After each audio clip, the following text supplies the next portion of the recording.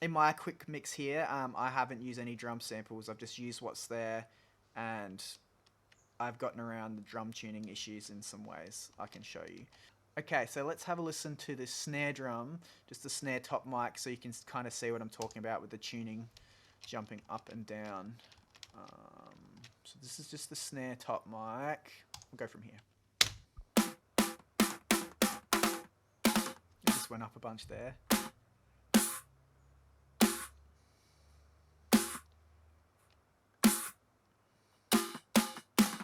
Back down. Yeah. Back down. Alright, and so if I go to the last part of the song, the last chorus, because I know I actually recorded this last, the snare tuning will be very low.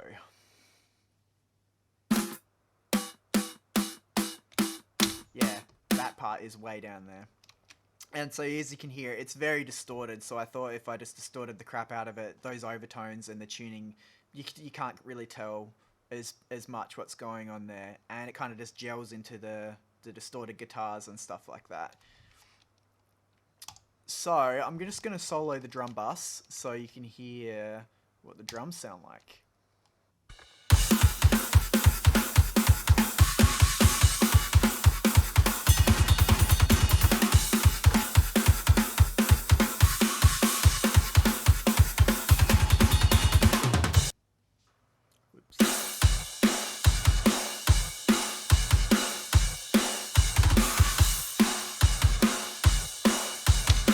So you can probably hear from part to part the drum sound changes a little bit with the effects and stuff I have going on. So let's have a look at some of this processing I did. So we'll start with the kick drum. This is all the kick mics summed. Sounds like this.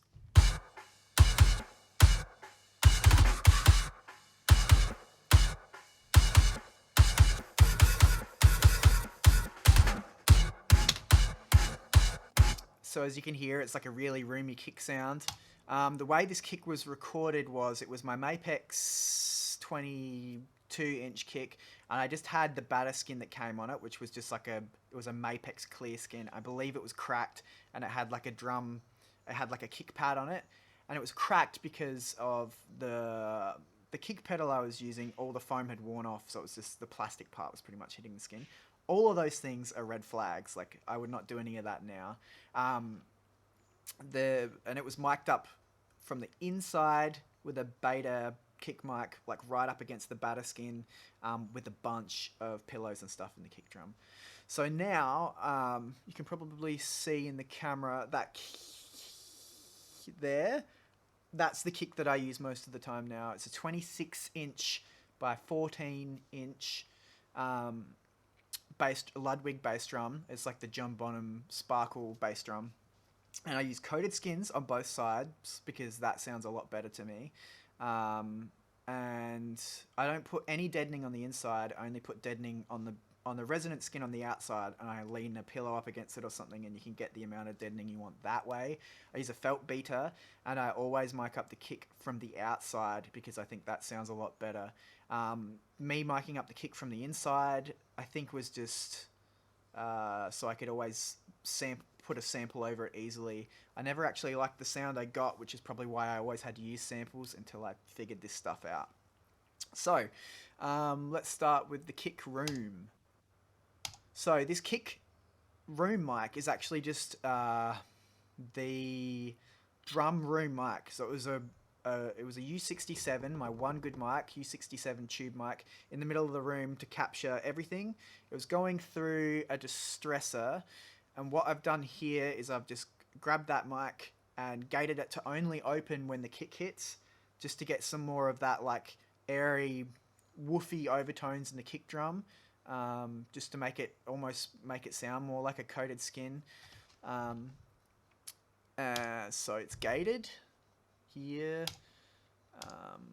I've got this, I do this thing a lot where I'm sort of letting the high end of the drum come through for a split second, and then this is pulling it back so you get less cymbal bleed in there. I'll try and show you an example of that.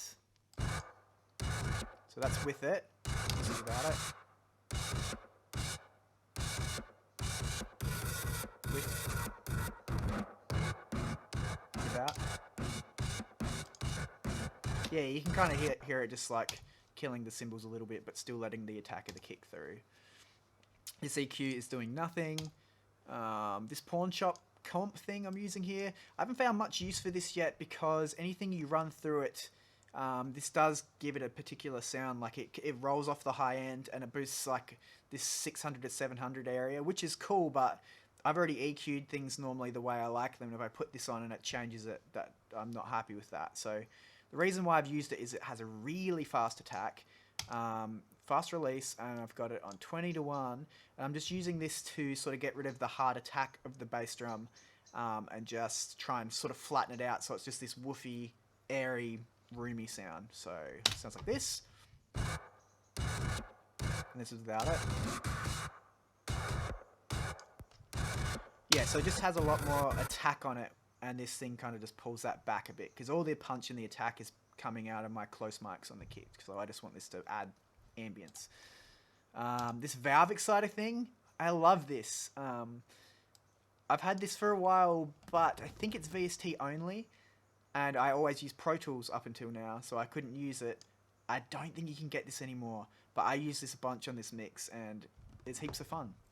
So I've got this harmonics all the way up, again, just to add like some overtones to the kick drum to give it a bit more character, to make it sound a bit more fun. A little bit of treble, bit of drive. I think this pentode mode has more high end and this triad mode has less high end. Let's have a listen. Yeah, this one has a lot more air to it. So this is on, off.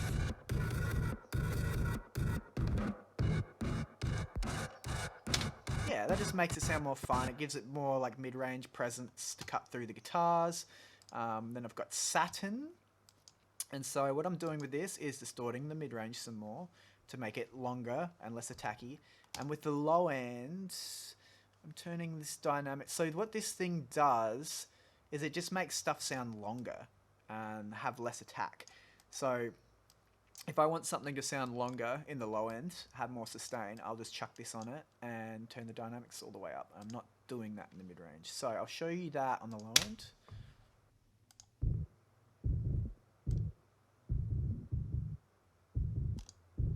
Yeah, it just makes it bloom for longer. So that's that. Another compressor, fast attack, fast release, just grabbing more of that attack again and just making it longer sounding. And then I'm really loving this, I'm really loving Audio Thing, the plugin designer at the moment. So this is just like a space echo emulation. And because I've got this gate, the hold to open it as long as I can until the snare hits with zero release, so it just goes like and then closes immediately. It sounds strange without this. I'll show you.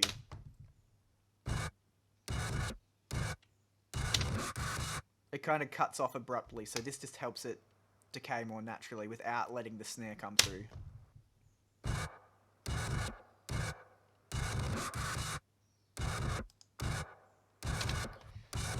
That helps a lot. And then more EQ, just some punchy, some of that bloomy low end sound, and then just some cool mid-range.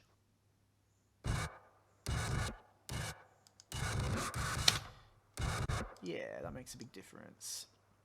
Okay, so next thing I've got is, let's go to the kick out mic. I have no idea what this mic is. I know I used to use my U67 a lot to do this, but that was the room mic, so this was some kind of cheap condenser. I don't know what it would have been though. So this is outside the kick drum, and what I have done is it's gated. It's got this huge booty bass thing on it, which I don't really know what it does. When you open it up, the frequency starts on 100, and that's like my favorite kick drum punchy area. So I left it on that. I turned it all the way up, and then I turned the drive all the way up because I was moving quickly, and I thought it sounded cool, so I just left it on.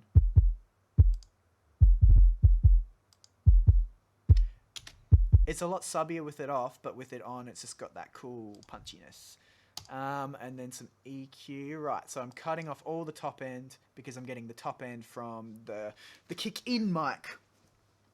So this is just boosting a bunch of sub and cutting off this area where the snare sort of lives, because this song's pretty fast. I kind of want the kick and the snare to get out of the way of each other.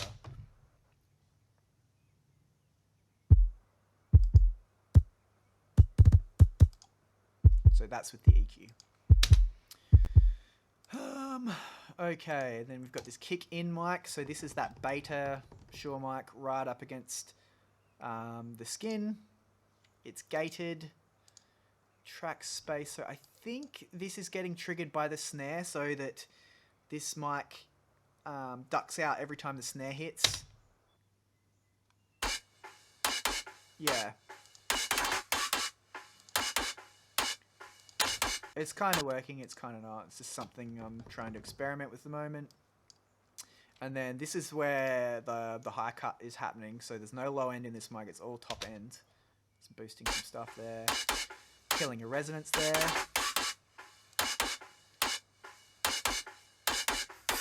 And then this valve exciter again. So I'm using the harmonics here to kind of make it have more cool overtones, make it again sound more like a coated skin. Boosting a bunch of treble, so much drive. Let's hear it. With aggressive. I mean, that sounds cool like that, but it's a bit narrow. And this will work through the guitars better like this. It's a bit unfair because it gets a bunch louder, but... Okay. So, what I'm doing here is... So sometimes what I do with Saturn is I actually use the distortion filters to boost sections. Like, I use it as an EQ basically, so it didn't need more of that, but obviously I wanted some more of all this junk. So sometimes instead of reaching for an EQ, I'll just try and EQ it through this by distorting areas more. That is just because it's distorted so much, I just don't want heaps of hi-hat coming through. It's not making a huge difference, but whatever. This, I just use this to set the level all the time. I wish that someone would make a volume plugin where you can literally just click around, because that's what I use this for. Like, when it's in the mix, I'm just like listening, clicking to find a volume instead of turning the wheel. I just want to click around to stuff. And like, this one should be like, 3 dB increments on this fake volume plugin we're talking about. And then this one should be like 0.5.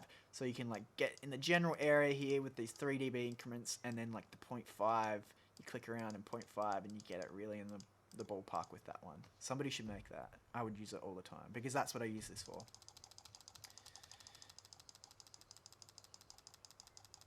Wow. Okay. Okay. So it is compressing it a bit. It shouldn't be, I don't think. It seems like I was just using it for... Yeah, I don't know. Okay, and the last thing on this kick-in mic is this API EQ. I'm boosting a bunch of 1K. That just always makes bass drums sound more fun to me. Less metal and more bouncy and fun. Without... Yeah, it just sounds more metal like that. That sounds cool like that.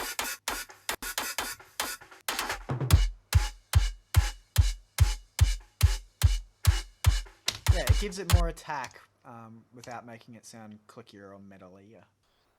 Alright, so the kick in and kick out mic are summed to this kick close bus. And we've got some compression on here. So this is a thing I saw Eric Valentine do in a video where he's using this R comp and this Kramer Pi after it. If I'm not doing this, normally I'll just use a distressor. So one thing I'm always aware of is the release. I want this to let go of the bass drum before the next bass drum hits. So I'll always have, on a fast song like this, I'll have the release as quick as I can get it and try and get the bass drum to zero out before it gets compressed again, because there's a lot of double kicks in this, and if it was compressing too much or the release was too slow, it would just get, the threshold would get lower and lower and lower as that part goes on further and the kick drum starts to sound really shit. So let's hear what this is doing.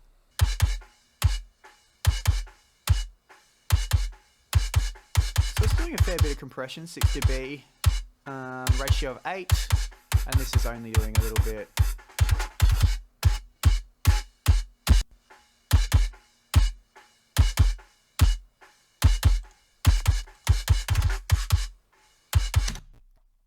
Okay, and then a CQ, just boosting some highs on the bus, and then some, trying to get some more low end out of it, because after you compress it, you normally lose a lot of this low end. It makes it a lot more attackier sounding, so I normally will have to do this. EQ on, EQ off. Yeah, so it needed that. Okay, so I do have a distressor on it as well. 6:1. It's only 50% blend. I guess it just makes it sound more smacky.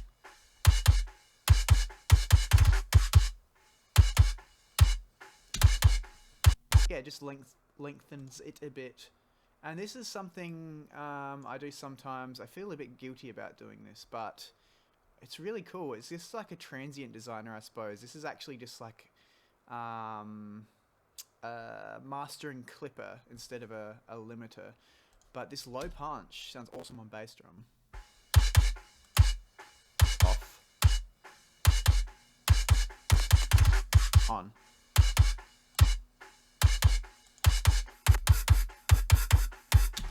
Yeah, it just adds this awesome punchy low end, and then just more satin, just distorting the 1K area.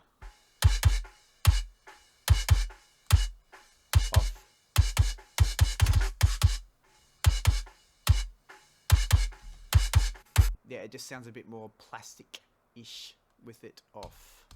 And then the last thing for the kick is this kick snare mic. So this isn't actually a kick snare mic. This is something Eric Valentine talks about a lot, is putting a condenser up to the batter side of the kick drum underneath the snare drum mic to get that cool knocky sort of mid-range to the kick. What I've done here is actually just taken the snare bottom mic and just gate it to open whenever the snare hits. It's not going to sound great, but it just adds a cool sort of more knocky character to the bass drum. Boosting a bunch of mid-range there. It's high pass. I don't want the low end in it. This thing makes it longer sounding. Track spacer pulling out the snare. This is just finding a volume, and then... Okay, so what I'm doing with this CLA 76 is, instead of automating the level, the volume of that mic, I've just automated that to come on in the louder parts, and then set a level which was all the way up through this. So it's kind of like automating level. So if you hear here in the chorus, it's quite loud. But if I click to the verse, it'll be a lot quieter because this EQ is, this compressor is turned off. And that turns on here. Yep. And then just boosting some more knocky mid-range. So, with the kick close mics, this sounds like this. With the snare bottom mic, without.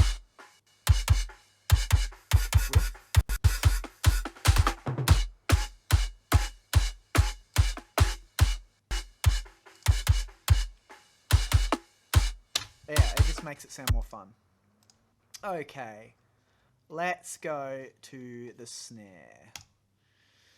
So, this snare drum was, you can kind of see it behind me, it's a pearl brass snare. So, the one I have, the serial number, it's from 81. So I think this is the snare that ended up becoming their pearl reference brass snare. These ones are free floaters, meaning there's no lugs or anything on the shell. The shell can just come out as a brass shell as itself, and then the lugs attach to the hoops and stuff like that. I first found this when I was at my friend's house, and his drummer left his drum kit there, and that snare was there, and I sat down and hit it, and immediately it was so loud. There's this massive pop, and this sound I haven't heard before. It was the first brass snare I've ever hit or heard in real life, and I was just like, whoa, this is so cool. I'd borrow it off him all the time to make recordings with people. Eventually, I got enough to buy one. They only cost like 300 or something bucks on eBay, because you can only get them secondhand, and they're all pretty beaten up. I got mine. Mine sounds nowhere near as cool as his for some reason. It does have a lot of dents and a lot of issues like that, so it could be to do with that. I don't really use it anymore. Um, but yeah, that was my first brass snare. The mic on this would be a Beta 57, right up to it. There's a bunch of moon gels on there. I don't know why I was doing this. It's because I thought it was a metal thing, so I wanted it to be short and clicky, but it's something I wouldn't do now. I don't use moon gels on the snare, and I wouldn't mic it super, super close like I used to. And just a straight 57 sounds better than the Beta 57. You can control bleed by the way you play, or gating anyway. So, let's see. So doing the cymbal thing to begin with.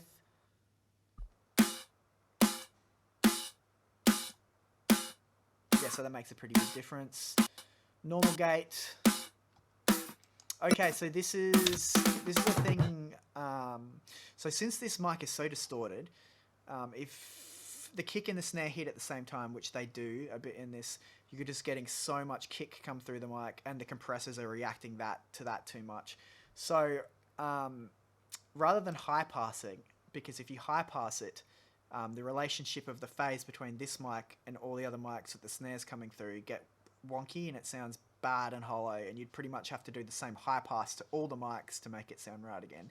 If you just do this, which is a bell, like a square bell, you get the same result, but you don't get those phasing issues for some reason. I don't really know why. And boosting some 2K. So this snare just has this weird scooped area at 2K for some reason. I'm not sure why. It's just not in there. And then I'm doing this low end boost, and I'm doing it dynamically. I'll show you that. Yeah. So it's only doing that when the snare hits, because the snare again is so distorted. I just don't want that frequency ever present, just rolling through the mix. I kind of just want it to punch in and out.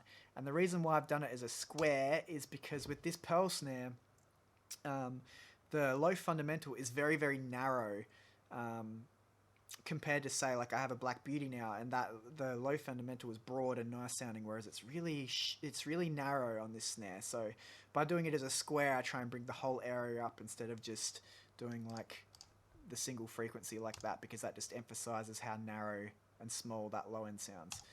And then some 4K, and then the CQ must have been lazy there. Instead of boosting more of the fundamental, I've just boosted the low shelf.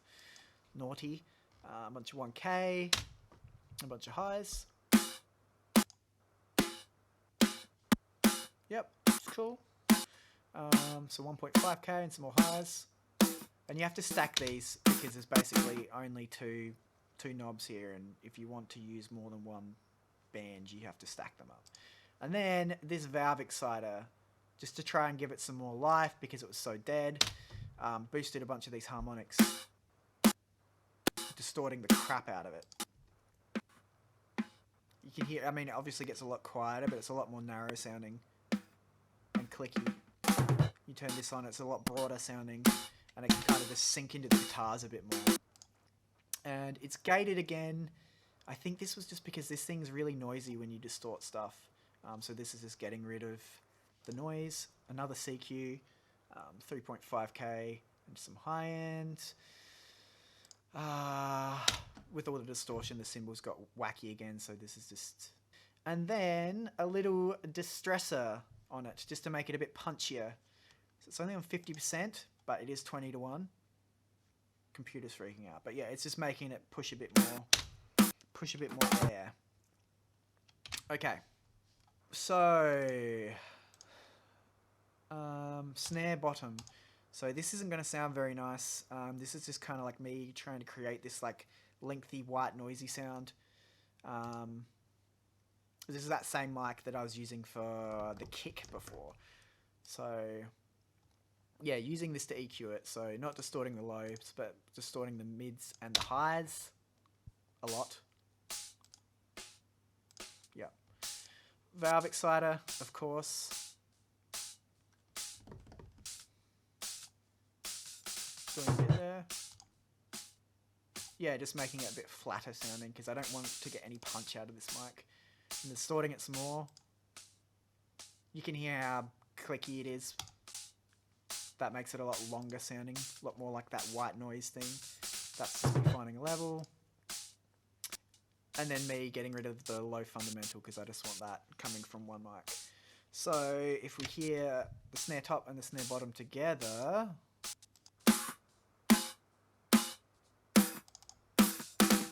yeah, it just makes it a bit rattier sounding. Sorry, my computer is freaking out. Okay, and then the snare room mono. So this is that same room mono mic that I was using for the kick before, but here I've just got it opening for the snare. So it's gated to only open when the snare hits. And I know this is a lot of processing. I like to use plugins. Like, I'm not like a car guy. Like, these are my toys. I like to process stuff. I like to see how far I can take it, and it's just fun for me. I know people would shake their head at how much processing it is, but it's what I do. It's what I like to do. Okay, that's important. Helping that cymbal get out of the way. And then, yeah, here's an extreme, I think.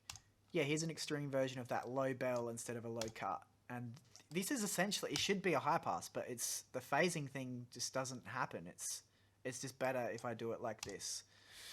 And then just cutting some high end out.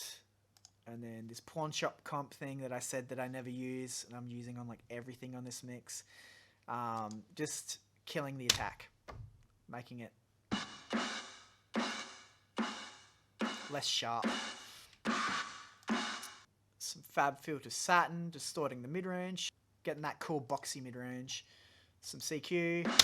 Yeah, so on the snare drum, I'll always try and have some kind of room mic. And I'm always looking for this sort of noise in the room mono mic. Like, and it's always around the 700, 800 to 1K area, depending on the tuning. On this mic, I guess it was 1K. I'll try and show you the noise I'm talking about. This is with it on. Off.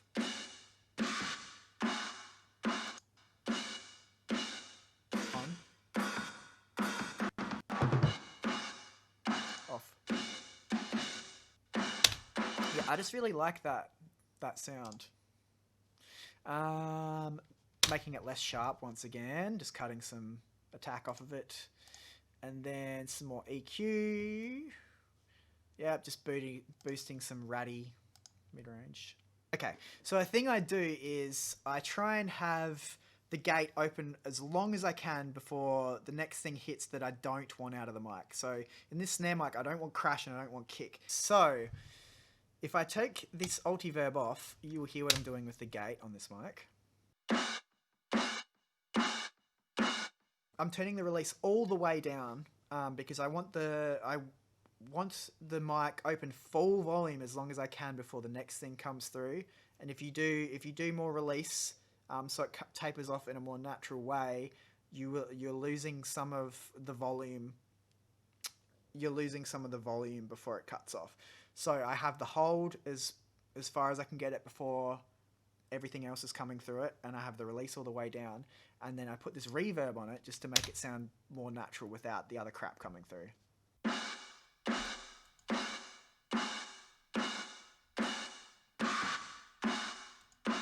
Off.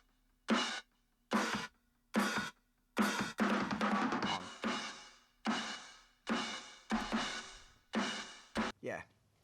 So that's what that's about.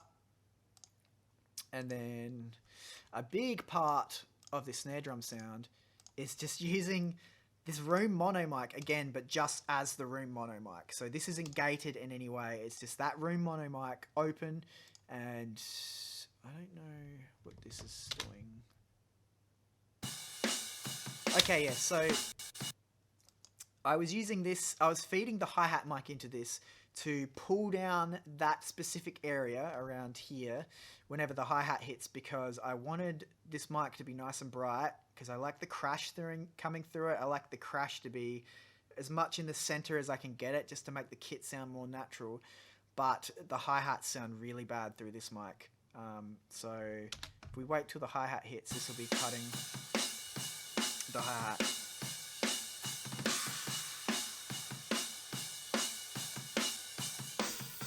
Yeah. It's trying to. It didn't really work. Again, just being lazy. What I should have done is automated this on and off when the hi-hat... maybe I did automate that off. Okay. Yeah, I did it, just not for the chorus. Okay, so yeah, that's what I should have done, because I want that on for the crash, but when the hi-hat hits... Yeah, I don't know. I was moving quickly, I guess. Got lazy there. So I am getting rid of the low end because I don't want any of the kick out of this mic. The kick without all the distortion and stuff didn't sound very good in this mic. Again, dynamically, that's coming up with the snare, making it punchier sounding. Some cool boxy mid-range and some cool high end for the crash, making it a bit hi-fi sounding. Some high end and some mid-range. Yeah. Again, finding the volume of that. And this is cool. So this is making the overall snare sound brighter, but not in a harsh or clicky sort of way. So instead of boosting this area in the snare top mic, it's cool. I like to boost it in a mic that's further away from the kit, so you're still getting this airy, awesome, bright sounding snare, but it doesn't have that really harsh, ear-poking attack to it. So this is just a way to make the snare sound brighter. Yeah, you'll see it popping open whenever the snare hits. And I think... So also, I kind of just wanted that area to stay open if the crashes or things weren't hitting. So there's some spots where I've automated the thresholds just so that stays open. So say if there's a fill or something that I want to sound more special, I'll just automate that to stay all the way open. Okay, yeah, so let's hear all the snare stuff together.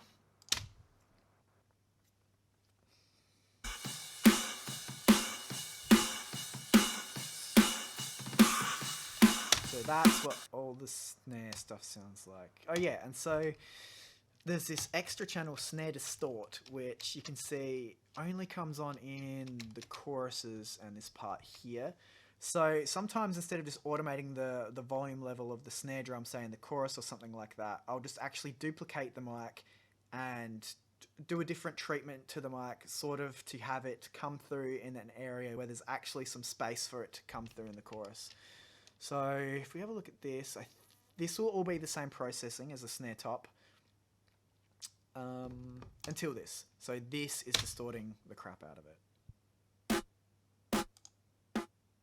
Yeah. And because I was doing that, I had to do this cymbal thing some more. I'm distorting it some more with this a lot. And then, okay, pulling out these overtones here. Yeah, that's kind of the area where you can hear the tuning change a lot. So I've just pulled that out there. Cool. So yeah, that's that. All right, drum rooms. So the room that I had at the studio was pretty small. It was like 4 meters by 3 meters, and the shop, the studio actually used to be a shop, and it was so it had a low shop ceiling. But the ceiling was ruined, like there was all holes and stuff in it. So we had to build a ceiling even lower than the low ceiling to fix that and do some acoustic treatment to the ceiling and all that kind of stuff. So it's a really small sounding drum room. So there's a couple of things I did to combat that. I would have the room mics facing the back wall instead of facing the kit. And then there's some processing things. So just trying to get some more thumpy kick in there.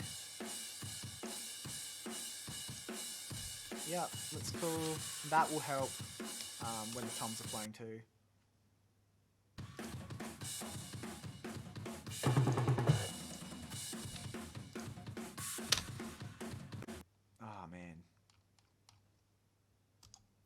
solid the whole time. Oh well. Okay, so yeah. And then this Fab Filter Satin on there just to distort the mid-range.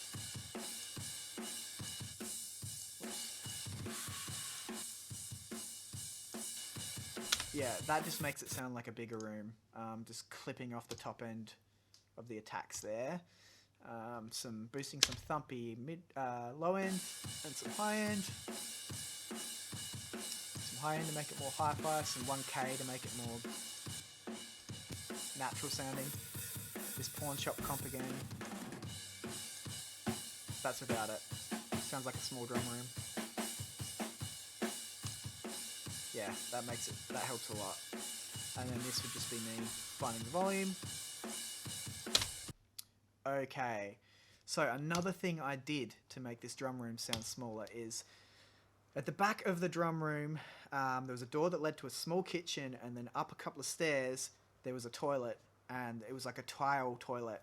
And I would throw 2 mics in there, my Rode NT1s. They were really cheap, large diaphragm condensers, and I'd just face them against the back wall of the toilet, and then close the door to the toilet to get more of a diffused sound. And it was pretty far away from the kit, so it was a really cool reverby sound, and I didn't ever have to use reverb on drums. If I just wanted like a really reverby moment, I would just turn the mics up for that point. So those sound like this.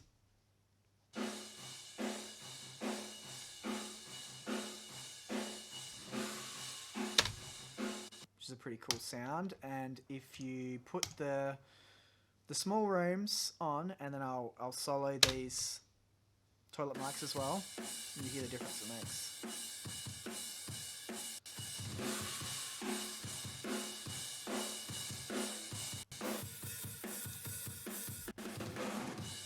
Yeah, makes it sound like a much bigger room. Okay, so processing wise, you have to lop off all the low end because the mics are so far away. All the low end in that will just sound like random rumble in the mix because it's so delayed that it's not going to be in time with what the kit's playing. But here with the mid-range and stuff, it's cool, just like floaty, gooey mid-range. That doesn't really matter that it's out of time.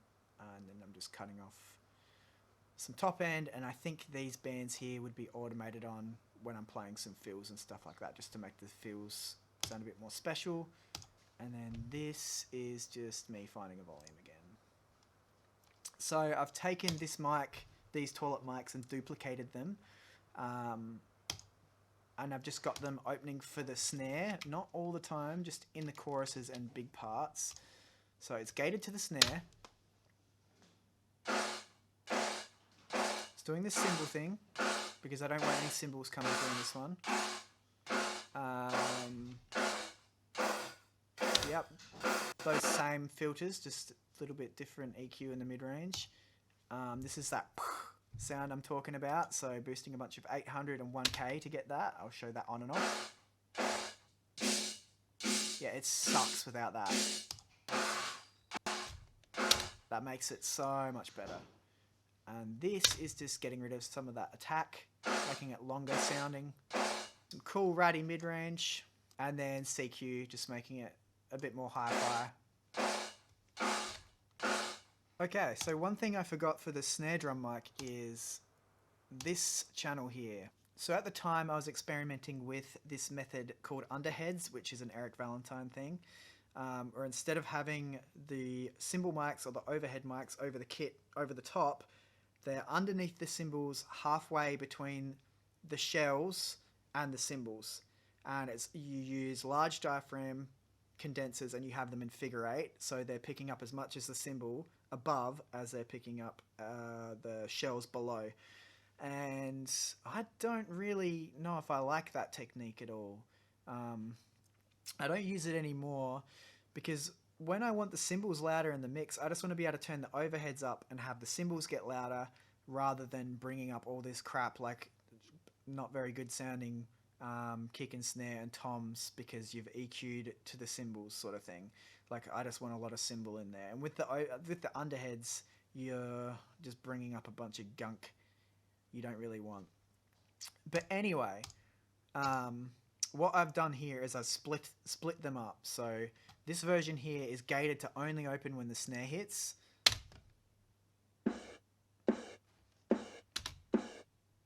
And it's a pretty cool punchy sound because they're so close to the cymbals. I'm just doing the soothe thing to try and pull out some cymbal.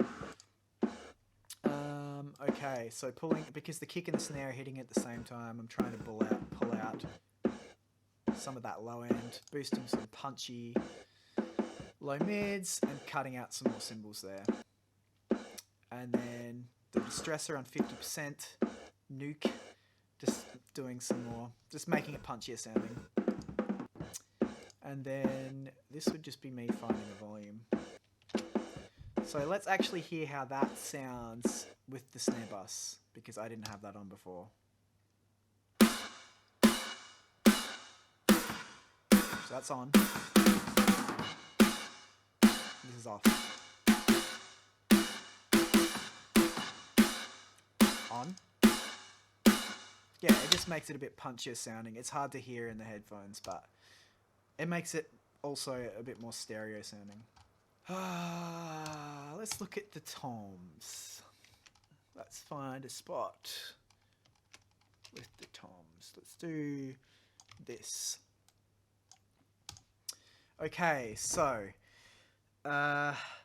these toms were clear skins on my Mapex kit with a bunch of moon gels on them, which is also something I definitely wouldn't do now. I always use coated skins on my toms. It sounds so much better. Those plastic heads just have this clicky, annoying attack to them that's just really short and harsh sounding. And to emphasize that even more, I used a 421 on the rack tom, which, yeah, just makes that problem worse. I don't like that microphone for toms. I ended up selling it. But anyway, this is what I've ended up with the toms.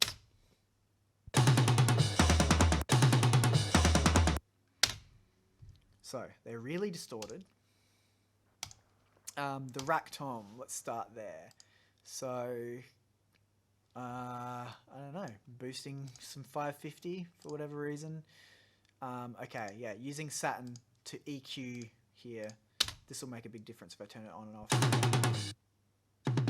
Yeah, that's the EQ, and it's really distorted too, to help that attack be a bit more spread out and longer. Valve exciter, it does have a sound just being on without doing anything, but okay, an EQ not doing anything.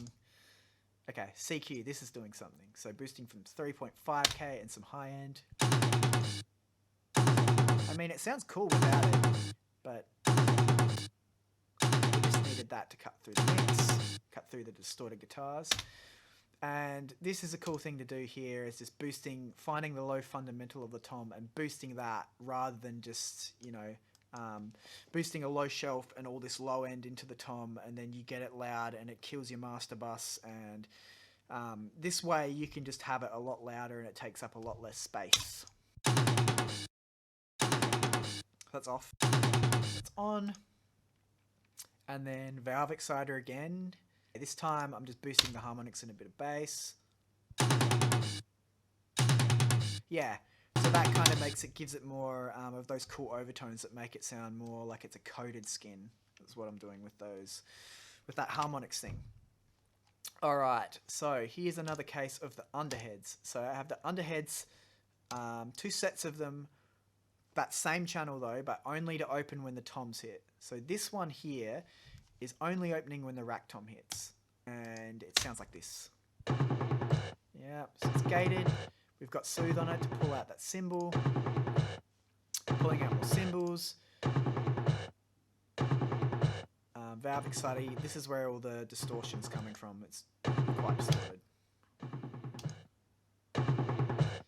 Yep. And then that same low mid boost. So let's hear the tom with and without that. Let's without. With. Yeah. I've done the same thing with the floor tom. So this is the floor tom by itself. So EQ doing nothing. This is me EQing it with Saturn. Yeah, that's doing pretty much all the EQing. Boosting some 1.5k there. Yeah, doing that same move, finding the fundamental, boosting it up that way. Putting some cool, roary low mids back in. Valve Exciter, of course. Harmonics all the way up. Yeah. Yeah, it makes it sound less scooped and more like a coated skin. And then just some top end. And then the underhead for this floor tom mic will sound like this. And I've got this stereo channel thing. I've automated the left side of the channel down whenever the rack tom's hitting at the same time, because I didn't want any phasing issues between the rack tom and the floor tom, because I've actually had to flip the phase on the floor tom to get it to sound right against the rooms, which means this set of underheads here and this set of them there are actually out of phase. So I don't want those two open at the same time. So whenever they hit at the same time, I automate the rack tom, the left side, out of this underhead down. Soothe, pulling the cymbal out, doing the cymbal pull out thing again. Boosting a lot of bass on this. And driving it a lot. And then, yeah, that same low boost there. So let's hear that. So that's with the underhead. Without. Yep.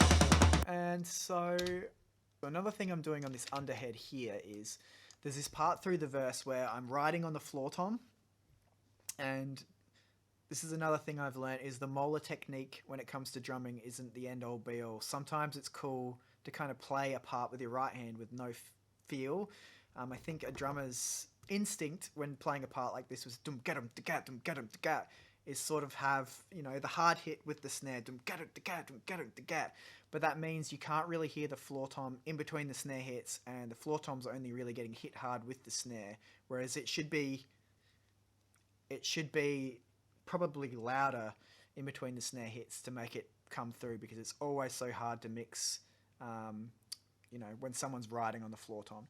So what I've done with this Saturn here is just pulled the dynamics all the way up, like I said I did on the other mic, to make it longer sounding, and it will make the floor tom cut through on those softer hits.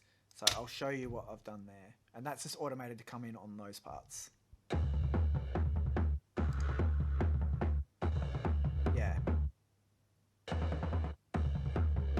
Yeah, so that only comes on in the verse, and that just helps that part cut through more.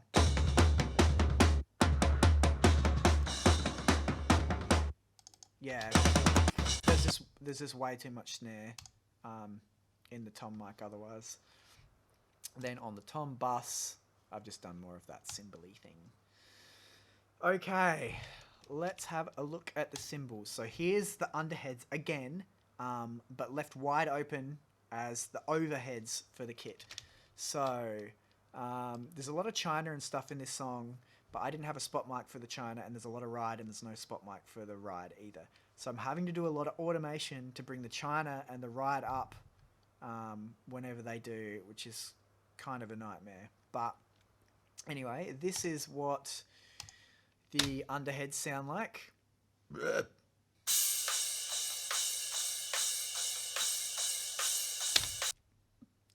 So I'm just doing what I can to just get cymbals out of this mic. I don't want any of the snare, I don't want any kick, because I've already made a channel of these underheads optimized for the snare. So I've high passed it aggressively up to 500, and then this will be catching the snare picks, I think. Yeah. Boosting some high end. Some tape. It's okay if it clips a little bit, it just kind of makes the cymbal sound a little bit longer. That's just me setting the level. Soothe.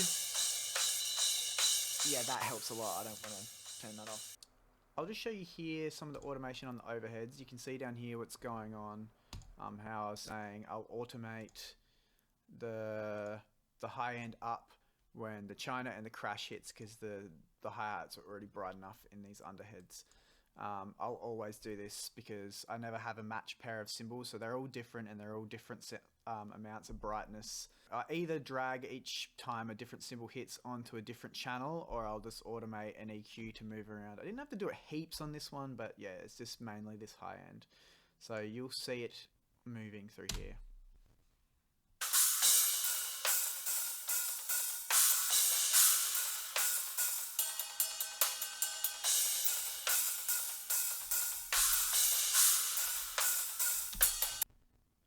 Yeah, so that just helps it sound more balanced, the cymbal. Also, I'm having to automate the volume between each cymbal because they're a fair bit different. I don't really compress my overheads. I normally will just automate volume because I kind of want that splashy, punchy sound in my overheads. I don't like that washy, blurry overhead sound.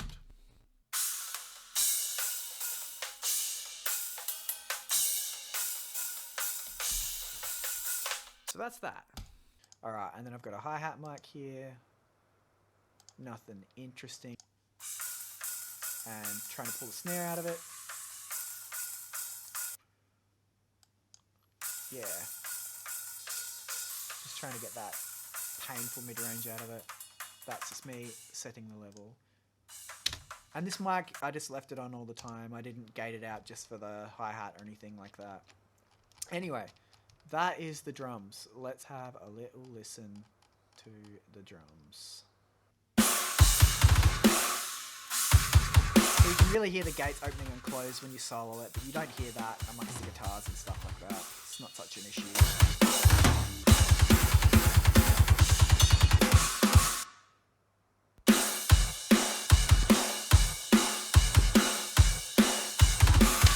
That's the drums. I think another thing I forgot to mention is on the kick bus, I have this Trans X Multi just punching up there.